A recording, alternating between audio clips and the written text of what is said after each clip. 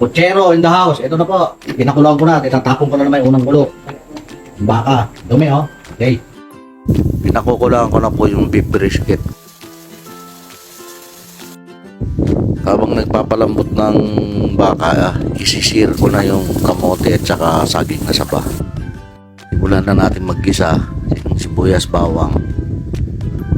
At idadagdag ko na rin dyan maya yung chorizo.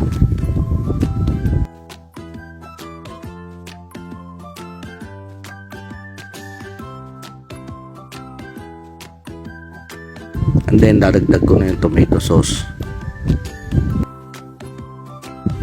Idadagdag ko na yung pinalambot na baka. Igigisa ko halo, ilalagyan ng patis.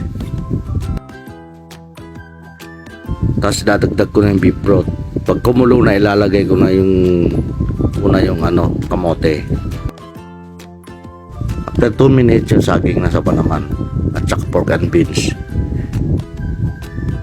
Paminta, saka petsen. Tapos yun ng petchay ay yun ng Baguio beans, lalagay ko na, sunod ng repolyo. And then after 3 minutes, luto na. Beef pochero is ready.